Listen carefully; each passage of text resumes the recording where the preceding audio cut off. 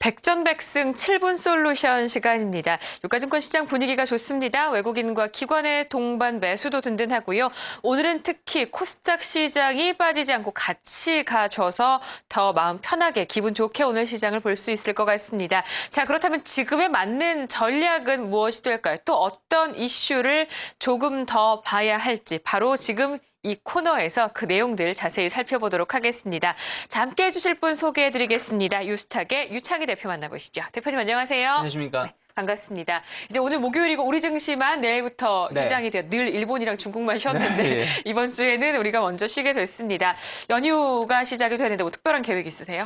뭐 특별한 계획은 따로 없고요. 뭐 그냥 주말에 좀 나들이나 조금 할까 하고 생각하고 있습니다. 대부분 일하시겠네요. 그러면 주말에 일하시는 거 어떻게 되셨죠? 아닌가라는 생각이 들고요. 저희는 조금 일을 하지만 시청자분들, 저희와 함께 하시는 시청자분들은 마음 편하게 연휴 조금 더 즐기실 수 있게 오늘 목요일장 지금 분위기를 조금 더 끌어올릴 만한 이슈로 네. 오늘 얘기를 좀 나눠봤으면 좋겠거든요. 네. 그런 얘기가 준비가 되셨나요?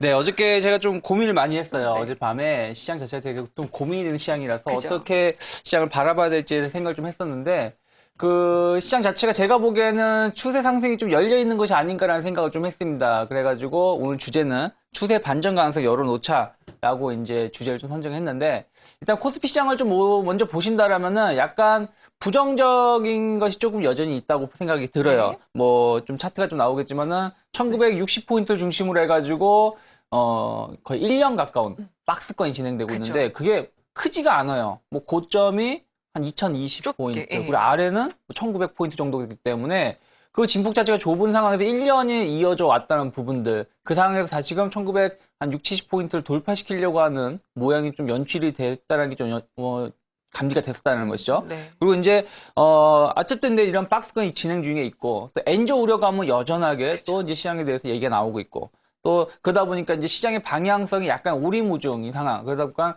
뭐 많은 투자자들이 뭐 여전히 행보 생활이 이어질 수 있지 않겠냐 얘기가 나오고 있는데 뭐 반대로 긍정적인 걸 좀 찾아본다라면은 코스피 외국인 악성 매물, 그러니까 어떻게 보면 제가 지난주도 말씀드렸지만 뱅가드 관련된 그죠. 매물이 이제 여전. 거의 소진이 됐다라고 생각하시면 될 것 같아요. 6월 말까지. 예, 그런 부분도 이제 얼마 안 남았기 때문에.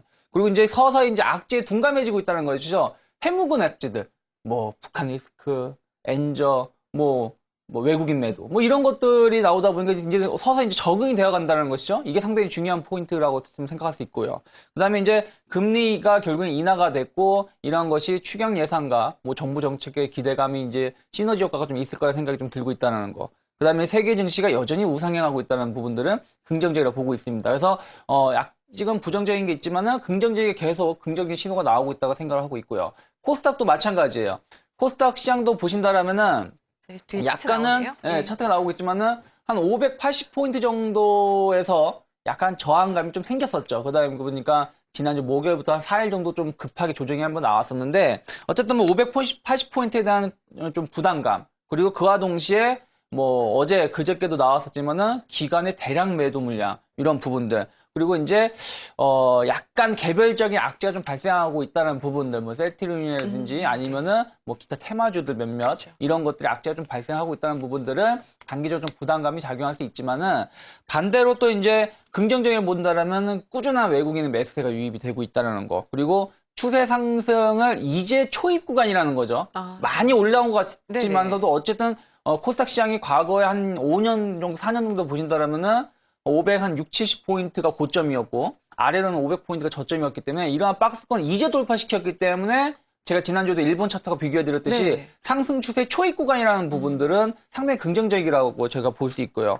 그 다음에 이제 실적이 계속 증가하고 있는 추세 유지가 되고 있다는 부분들 그렇기 때문에 제가 보기에는 지금 자체가 우리가 박스권이다 혹은 뭐 단기 고점에 대한 부담감이 있으니까 좀 몇몇 전문가님들께서는 뭐 현금화를 좀 할 필요도 있다라고 얘기가 나오고 있지만 전 개인적으로 현금화라는 게 아니라 오히려 지금 같은 경우 솔직히 우리가 2달 정도 됐어요. 백분 솔루션을 한 게. 그러면은 계속 고점 정도 왔을 때 오히려 돌파 가능하다고 얘기를 하면서 약간 양치기 소년이 된 부분이 없잖아 있습니다. 하지만 결과적으로 저는 지금까지. 지금도 네. 어쨌든 그렇다고 해도 뭐 시장 자체가 크게 무너진 게 아니거든요. 그 상황에서 언제든지 시도를 할 때는 돌파하는 거에 배팅을 해야 된다고 생각하고 있어요. 그래서 뭐 결론적으로는 코스피, 코스닥 모두 고점 돌파에 대한 기대감이 높기 때문에 지금은 저는 오히려 반대로 좀 주식 비중을 높여보자 한 번쯤은 그런 전략을 짜보는 게 어떨까 하고 생각을 하고 있습니다. 일단 코스피 유가증권 시장은 상승 반전할 것이다. 그리고 코스닥 시장은 상승 추세가 이어질 것이다. 양 시장 모두 긍정의 힘이 조금 더 클 것이다. 라고 베팅을 해주셨고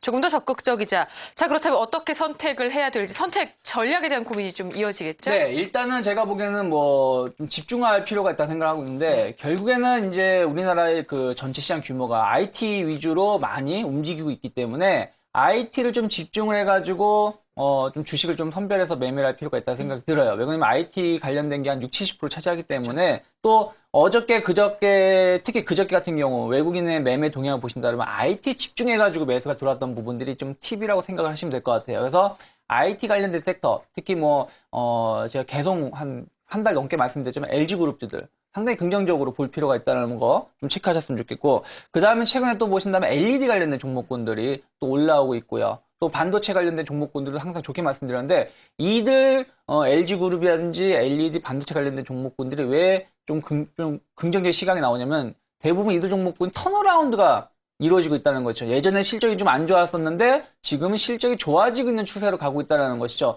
그렇기 때문에 이들 종목군들에 대해서 외국인의 매수 시각도 다시 변화가 되고 있다는 부분들. 그래서 이런 IT 관련된 종목군들 바라보셨으면 좋겠는데 네. 반대로 또 이제 이들 종목이 잘 갈 때는 삼성 관련된 종목군들이 조금은 그렇죠. 처지는 모습을 좀 예. 띄어요. 특히 이제 삼성의 갤럭시 S4가 조금 생각보다 좀 저조하다 보니까 그래서 삼성 관련된 거는 예전만큼 강하게 올라가기는 좀 힘들 수도 있다는 거 열어놓고 대응하셨으면 좋겠고요.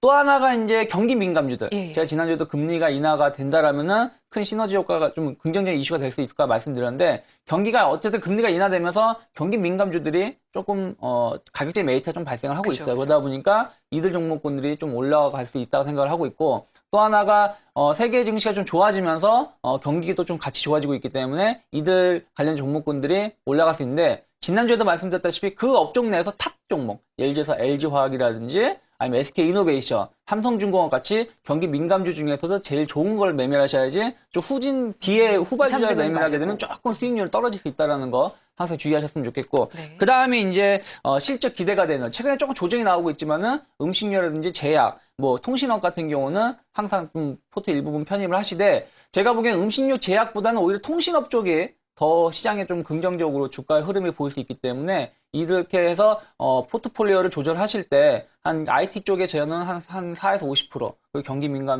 경기 민감주하고 이런 통신주라든지 네. 이런 쪽에 한 20% 정도씩 배정을 하면서 투자를 하시면은 나쁘지 않을 것 같다 생각 좀 하고 있습니다. 거의 현금 비중 없이 종목 쪽에 베팅이 되고 일단은 지금 저 같은 경우는 한 번 정도는 오히려 현금 비중을 좀 확 줄여놓고 주식 쪽에 베팅을 해봐도 되지 않을까 생각 좀 하고 있습니다. 세 가지 섹터로 좀 크게 큰 틀이 나뉘었습니다. 전체 포트폴리오를 꾸릴 수 있는 팁이 될 것 같은데요. 도움이 좀 되셨기를 바라겠습니다. 대표님 오늘 말씀 여기까지 듣겠습니다. 잘 들었습니다. 네, 고맙습니다.